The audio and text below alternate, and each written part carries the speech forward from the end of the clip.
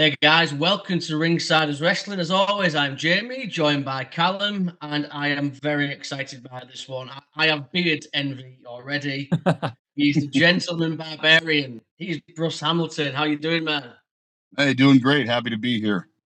Uh, Jamie, I know you don't know anything about Pokemon, but No, I just want to say, or you, Bruss, I'm not sure if you do, but it's like you're the final stage Pokemon evolution of Jamie, if that makes sense.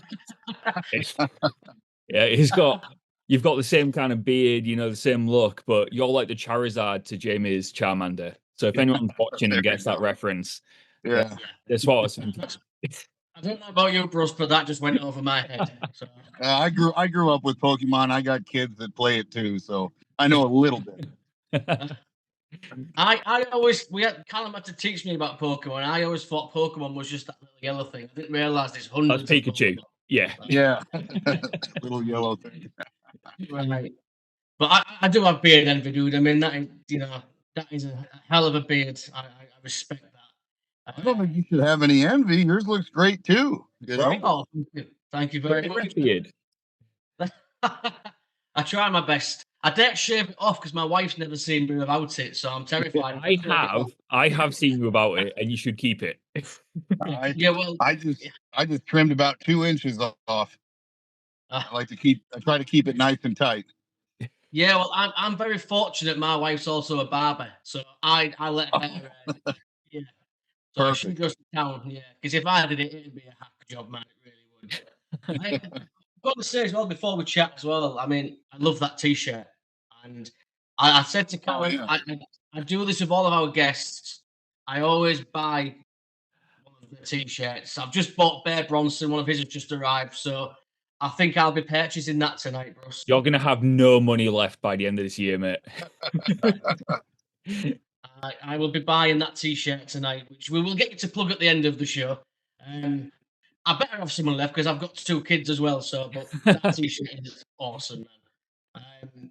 But anyway, Matt, how are you been? Are you in your car? I mean, whereabouts are you in the States at the minute?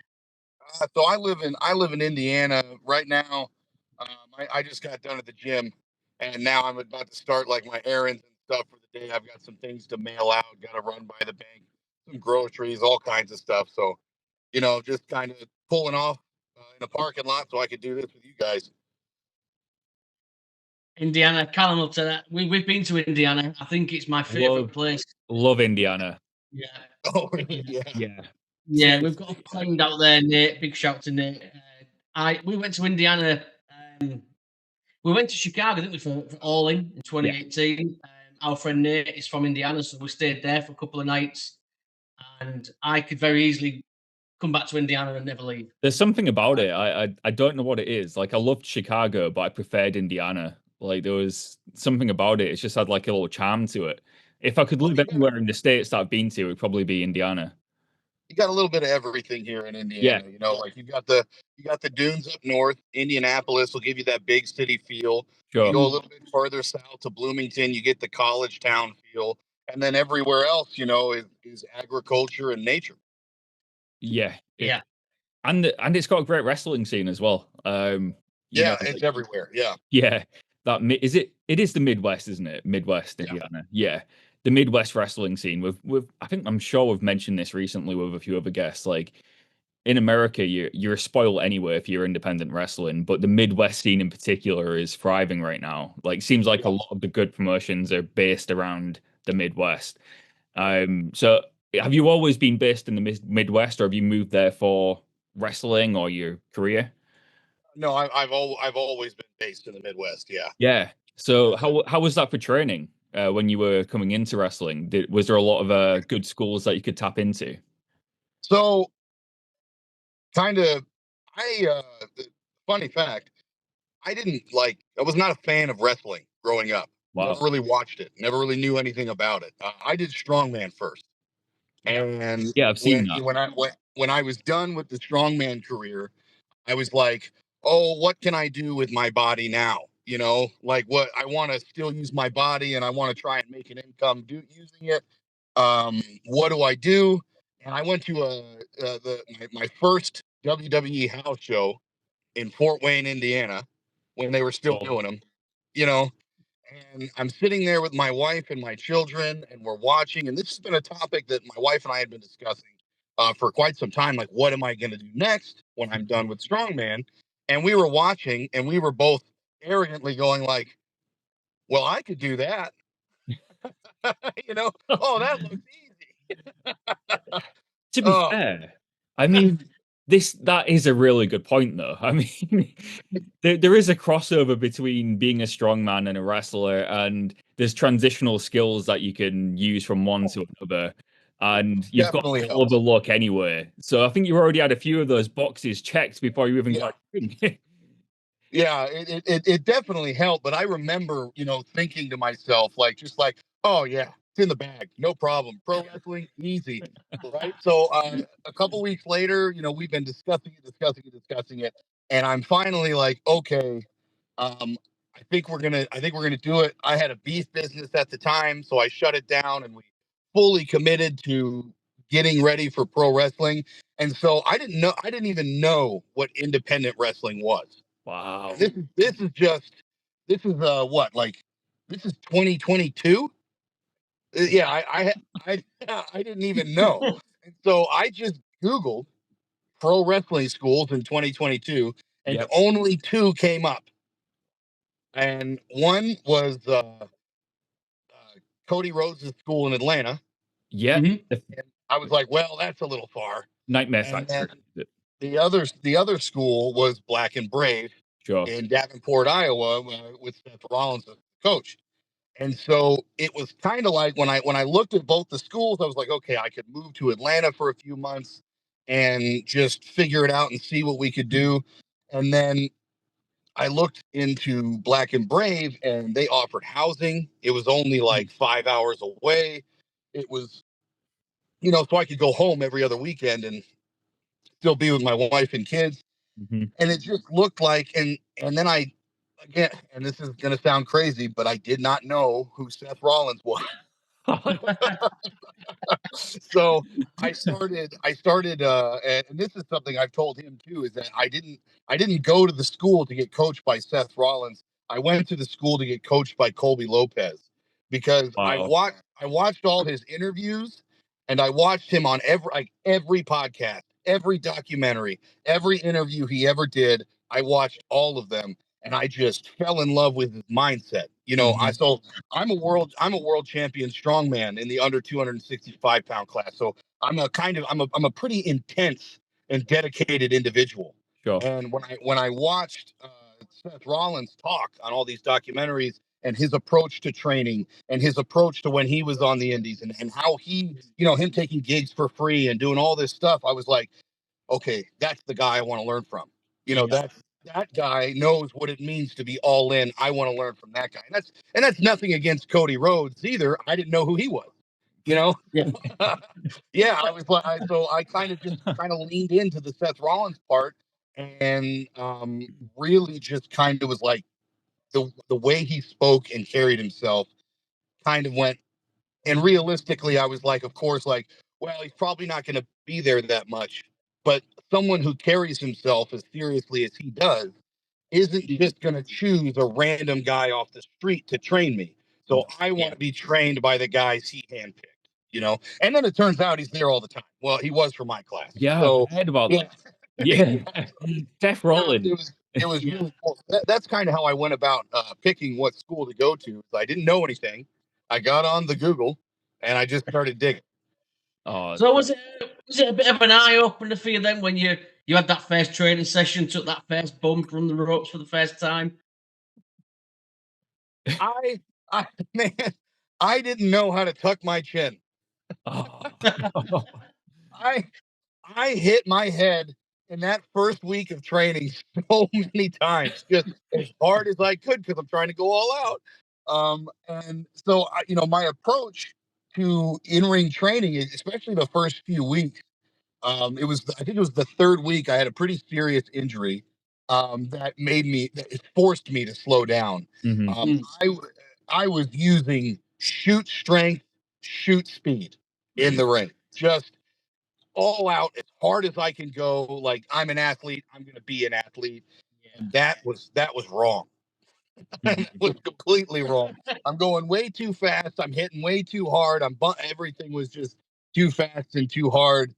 So it was definitely an eye opener. Because I'm older. I started training, at 35. I turned 36 here in next month in September, and so like I started really old, and I'm training with these 19, 20-year-old kids that are like getting up with a spring in their step every day, and I'm like taking ibuprofen and rolling out of bed. Yeah, but you Day do felt have like I got hit by a truck. you do have an advantage though.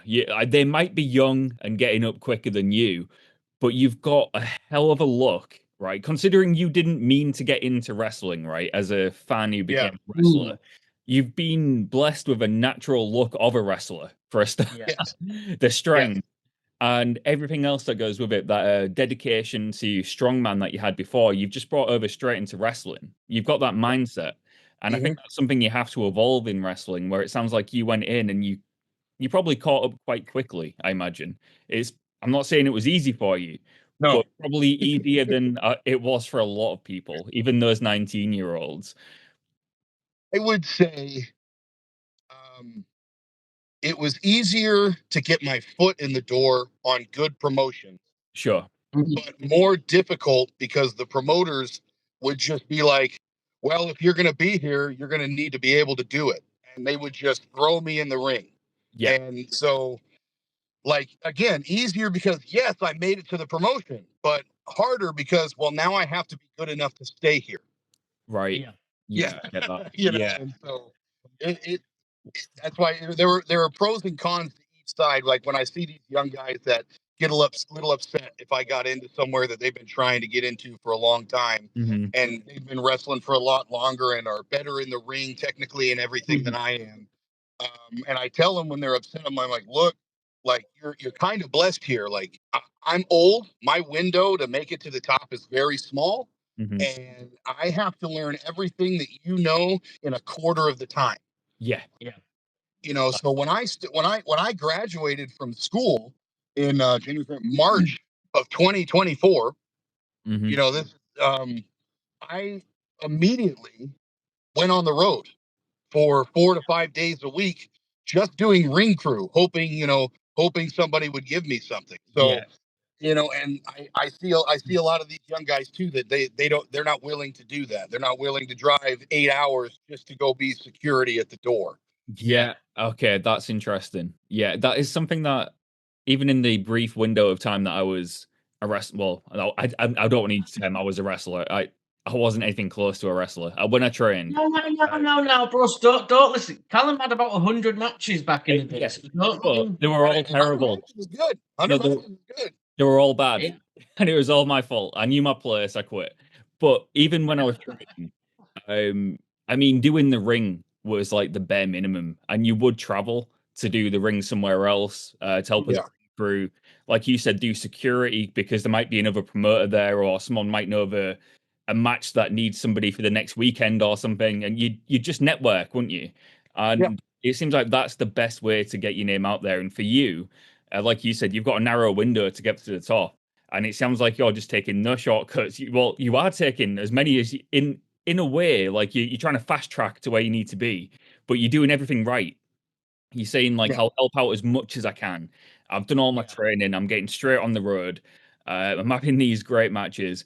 What's been, I guess, in a way, what's been the most eye-opening thing for you now you've done your training and actually got on the road and making these connections? What's been the most surprising thing for you about independent wrestling and being an independent wrestler? Um, Most surprising. That's a difficult question to answer because Black and Brave, all credit to that school for making me who I am. Mm, Um, they had anything that I wanted to know, they had an answer. So wow. it's like Yeah. there wasn't I didn't really get any surprises because That's a good school. they told me everything to expect. Yeah. So like you're set up for success if you just do exactly what they say, which is what I did. So I didn't really get any real surprises with indie Because you were wrestling. prepared. Yeah. Yeah. Yeah. That's really interesting and not something you hear very often. And I guess that shows the quality of your coaches in Marek Brave and Seth Rollins, because between them both, they've got probably about 45 years of experience between them. Yeah. And they've wrestled every opponent you can imagine in every part of the country, sometimes even in every part of the world. That you looked out. You picked the best trainers by a chance. Yeah. I mean, I was gonna ask you. I was going to ask you as well. Obviously, we mentioned Seth, but we've had the pleasure of having Marek on ringsiders in the past. What did you learn from Marek? I mean, obviously, we've mentioned Seth and what he brought to the table, but what did you learn from Marek as well? Well, Marek's there every day, and we also have Matt Mayday. Those are the two that are there.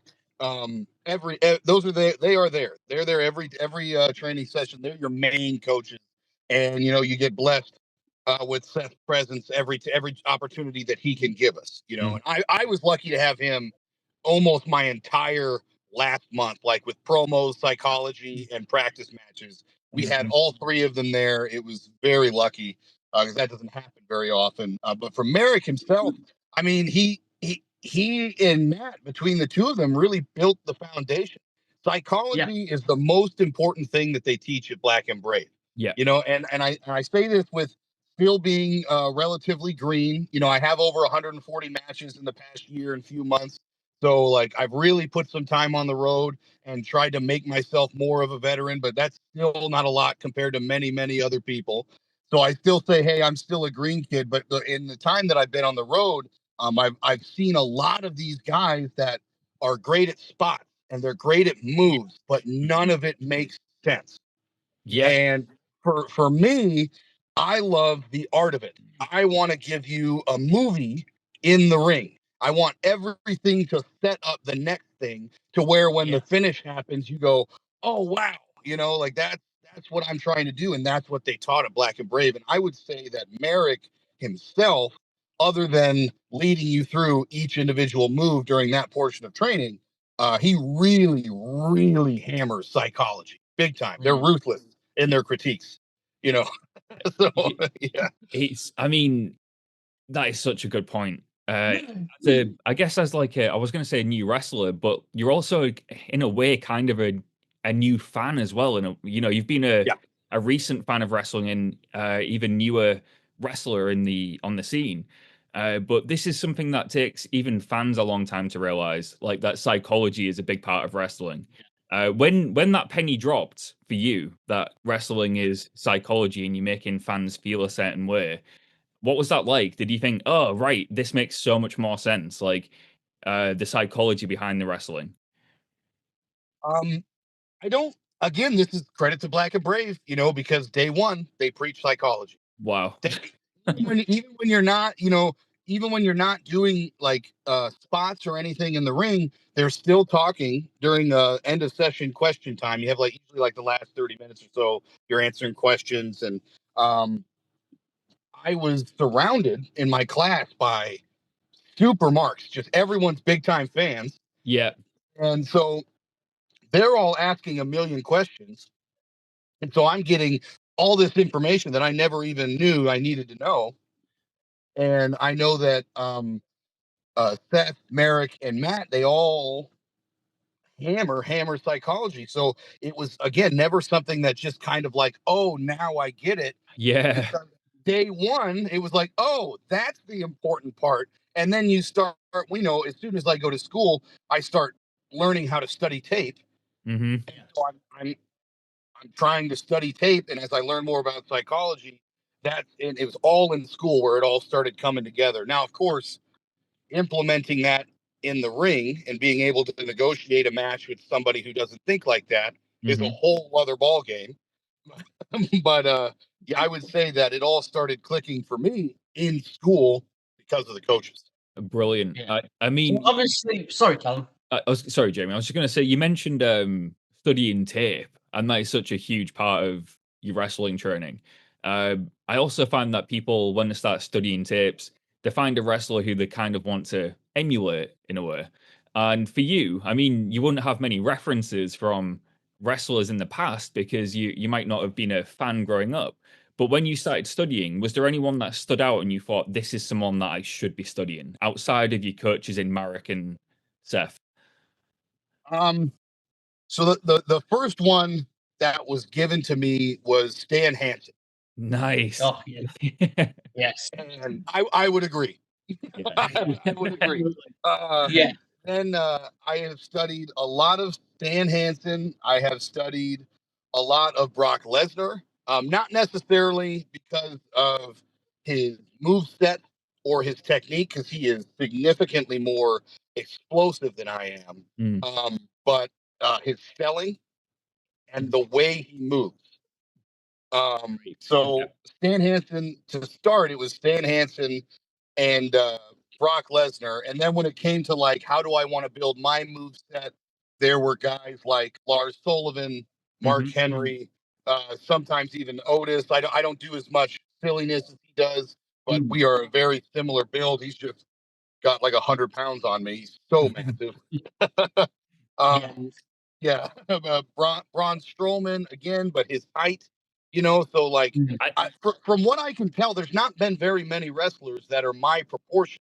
And so I've had to kind of like cherry pick the good and the bad from a variety of individuals.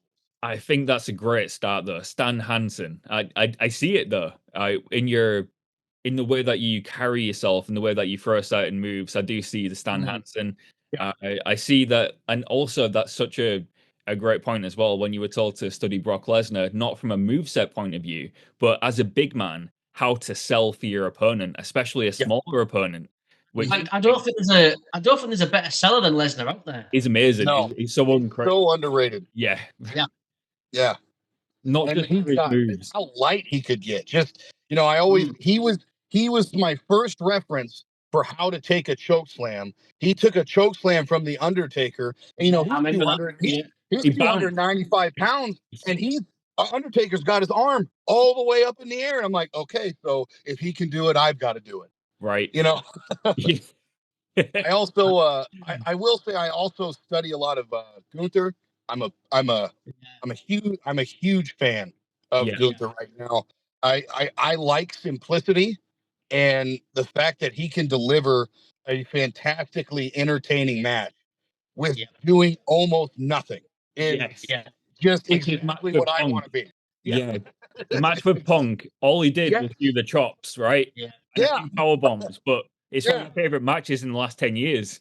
I love it. Good. It was so good. Yeah. So good. He's a throwback almost, isn't he? Like you could put him in any era. You could stick him in the 70s, the 80s. He's just that good. He's a throwback to that era. Now that would be a hell of a match. Yourself and Gunther would be that would be a good match. Well, if you can find it, it'll be somewhere on YouTube. I was doing WWE extra work, and he did shove me into the ropes. I'll take that. I'll take it. So if I die never having worked Gunther, I at least got to be in the ring with him. Love it. I'm going to see if I can find that after this. I mean, long-term storytelling, that might come back in a few years. I hope so. Yeah. In wrestling, if you chances are, if you end up working security on an angle on SmackDown or something, 10 years time, you'll be world champion at WrestleMania. That's usually how it works. All right. Well, hey, I'm gonna cling to that. You see, CM Punk was an extra at WrestleMania. Now he's one of the greatest of all time. So. Yeah. So, do you have obviously talking like big men? I mean, do you have a preference? Do you prefer working the big men, or do you prefer a variety of styles? Love working two different types. The number one is the technical wrestler. Okay.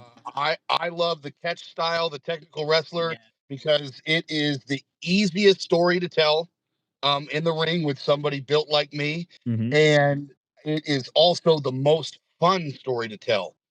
Having surprise holds get set in on me that I have to muscle out in some kind of way that I like to create, and just the shock value that we can bring into that match is definitely my favorite.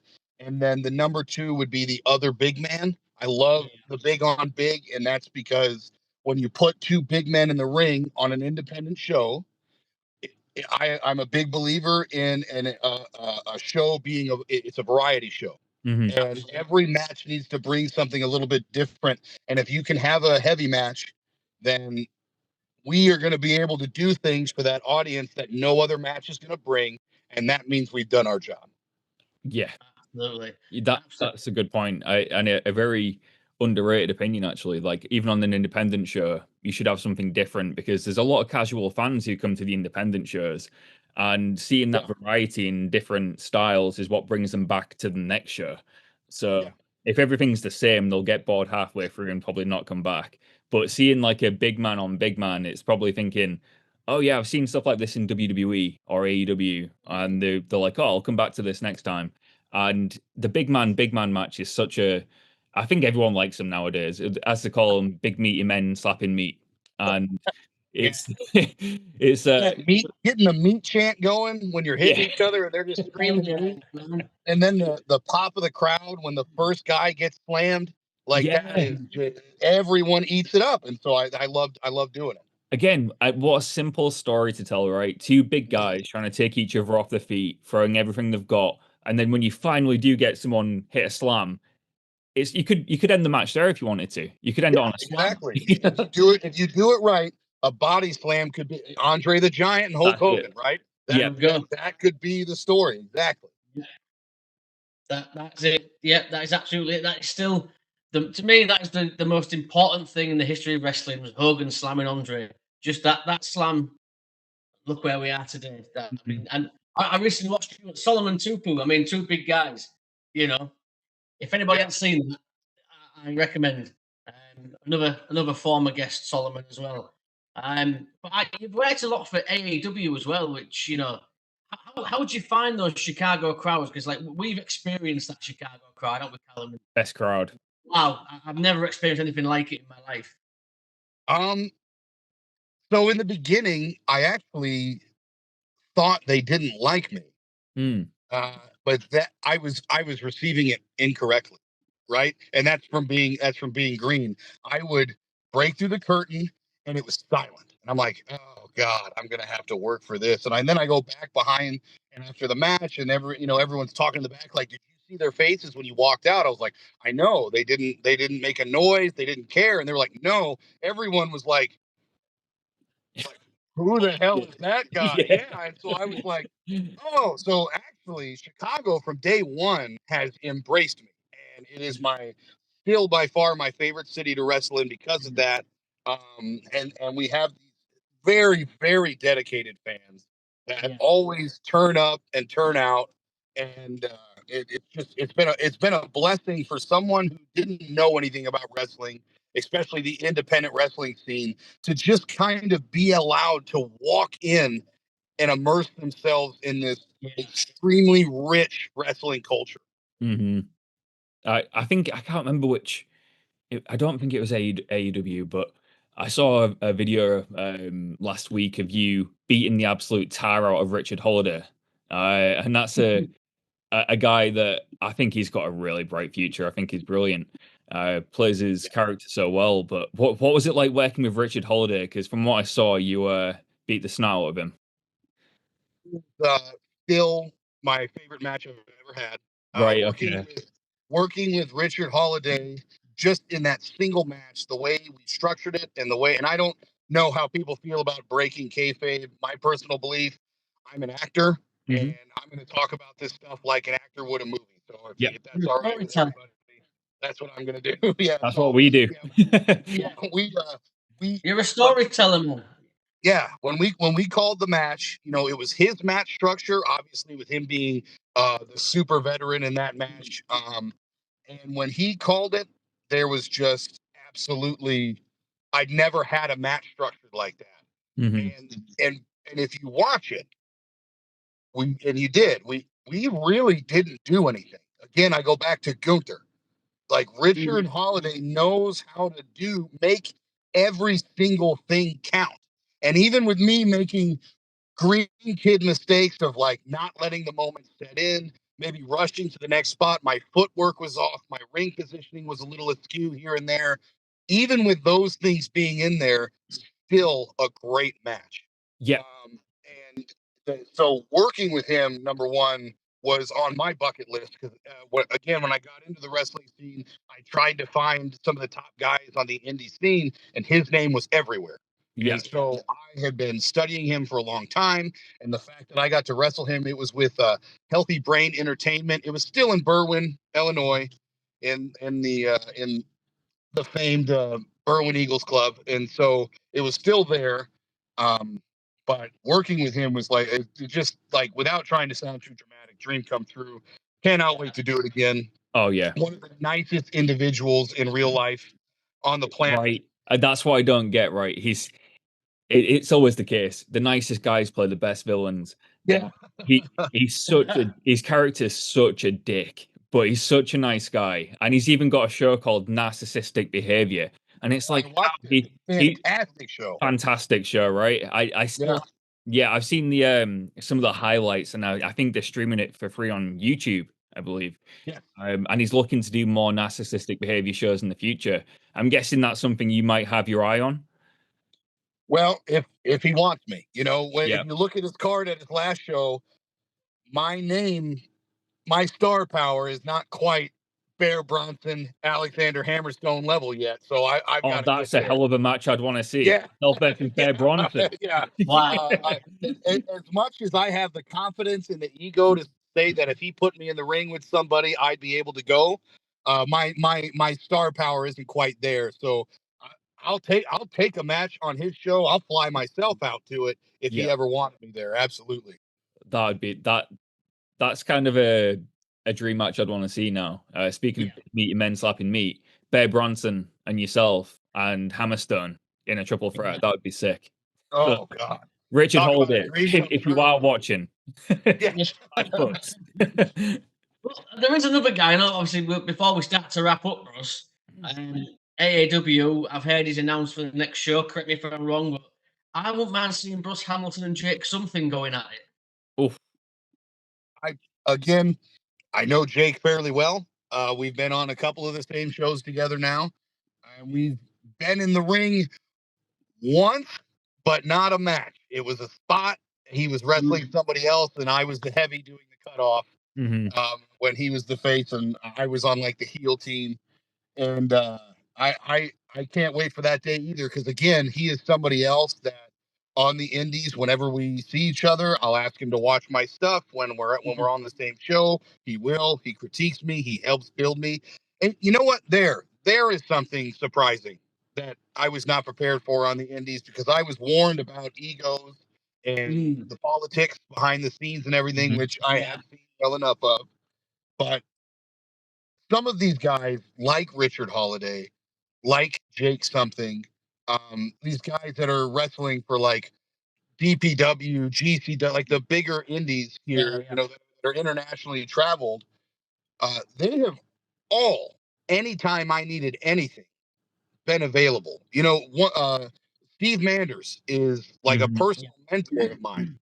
He is someone that has helped me a ton, and it's always these guys that are at the top of the indie scene that seem to really want to like reach down to me and be like, "Hey, kid, let's get you up here faster."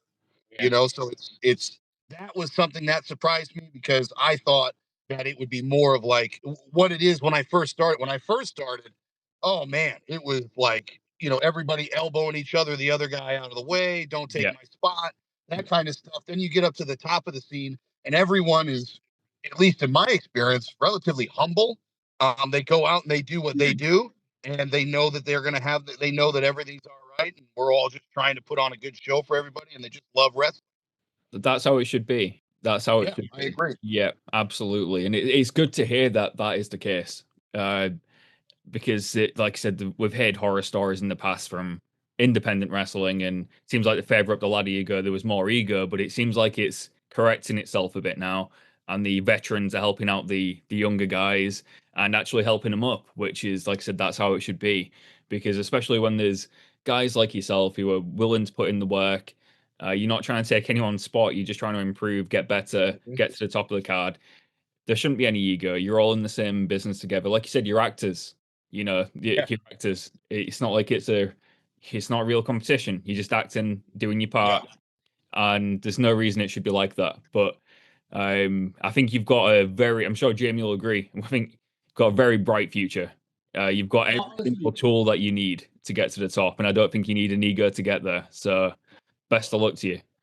like Appreciate I said, wrestling, you know, it's about stories and it's about connecting with people. And I reached out to you, man, because the first time I saw you, I connected. Like this is my guy. You know, Yeah, you messaged me and said yeah, we I need was to get young this guy. guy on. I'm a massive Kevin Owens is I'm a massive Kevin Owens guy. People stand out to me. Sometimes you You can was tell one of them. by a picture. You can tell that like someone's going to be one of your favorite wrestlers, like or just seeing them do a move, and you think I like that guy. And Jamie messaged me straight away and said, "We've got to get Bruss on. We've got to get him." man. Hey, that means more to me than you know, because like that's what we're all doing it for, right? We're Yeah. all trying to make that connection. So if I can make that with you guys, hopefully I can make it with anybody. And just, put me out there in the UK. I got no problem. Hey, we want you over here, man. And I'm waiting on the passport, but once it's here, I'm going to be ready to go. I was going to ask that. Like, we always ask anyone from the States, do you want to come to the UK? But it's a no-brainer at this point. I'm sure you'd love the opportunity to come to the UK. Yeah. But yeah, Richard Holliday and Steve Menders both told me stories about the UK, and I'm like, oh God, I got to get over there. That sounds like some good wrestling. Here's a tip for you. If ever you get a chance to come to the UK, come in the summertime and do the holiday camps. I don't know if you've heard about what they're like, but Rhino told me about them. So right, okay, yeah. amazing way to get experience because you might end up. Sorry, guys, I disappeared for a second there. My audio went. Sorry. It's all right, dude. But yeah, do the holiday camps if ever you get a chance because one, they love big men on there. The Americans always get to play the bad guy because evil Americans. um, and it's just a fun way to like get some reps in and some experience with a new crowd. I think I've told Jamie this story many times before, but Bryan Danielson, one of the greats, he said that he learned more doing the camp shows in the UK than he ever learned doing anything else in wrestling because it was a new crowd every day, a new crowd who wasn't even into wrestling. These were just people who were on holiday. They weren't wrestling fans. But he said if you can get them to react to you, you can get anyone to react to you. Oh, Yeah. So really great advice from Bryan Danielson. It's always stuck with me that story. But that would be great. I'd love to see you in the UK. Smash some people up over. oh hell yeah, hell yeah. So doing WWE extra work, right? William Regal will actually almost every time you do it, he makes time to talk to the extras. Yeah. And that is something he didn't talk about the holiday camps in the UK, but he always talks about the way that the UK brings up wrestlers. And that's why you see so many international people being pulled into the WWE because of the way they learn over there. So that's one of the biggest motivations why I'm dying to get over there, because I'm like, they're probably all better than me. I need to get over there and get better. Yeah, well, if you do get over, tell us where you'll be and we'll come and we'll be We'll be there, man. cheering or booing. Oh We yeah. will be there. We will be there. But dude, it's been an absolute pleasure. Like I said to you before my thing cut off, you're one of my favorites. I genuinely felt connected to you, and that's what it's all about. So it's been an absolute pleasure having you on. But before you go, though, I mean, is there anything you want to promote? Any shows, merchandise? Let everybody know. Just follow me on my social medias. That's the big one for me. I'm trying to build a social media base, and every social media platform there is, it is either going to be Bruss Hamilton or Bruss Hamilton Pro, and you'll find me on there. A Google search will bring it up. The show, I mean, I'm always on the main shows at Chicago Style Wrestling, AAW. Another one of my favorites is IWR. That's Rhino's show up in Detroit. So that's another big one that I do. And that just keep looking for me, keep supporting me. Because that's what's really helped me vault up, is that not only have promoters kind of let me put my foot in the door and stay, now the fans are starting to pick me up on their shoulders, and I'm going to start moving up on cards. Good. And it's every wrestler's dream come true, and it's happening very quickly for me. And I'm honored and blessed to be a part of this community. It's a wonderful community to be a part of, man. It really is. And we always like, if you're cool with it, stay in touch. We'd love to bring you back again in a couple of months and see where you are. Yeah, please. This has been a blast. This has been very I like the informal. I like the casual. We're just having a good conversation. That's how we like it. Yeah. Normal chat. Absolutely, man. But we will definitely stay in touch. I'm going to go and buy that T-shirt tonight once I've put the kids to Where bed. can you get that T-shirt? Oh, see, I got to get more printed. I'm not online yet in the stores. I have a little bit of an international fan base. I found out some people from the UK have actually messaged me, and I think a couple in like France and Germany. But that whole side is new to me. Learning like, oh, people can see. I'm being seen online, by everywhere. Get you. I'm like in my head. I'm like, yeah, these are all Midwest people. I've got to catch up and get the online store for sure. Get the store sorted, and we'll be the first two in the UK to get one. I promise you. I will stay in touch with you, dude. I want that T-shirt, and we will get you back on the show soon. But it's been an absolute pleasure, man. Bruss Hamilton, thank you so much, man. Hey, thank you, guys.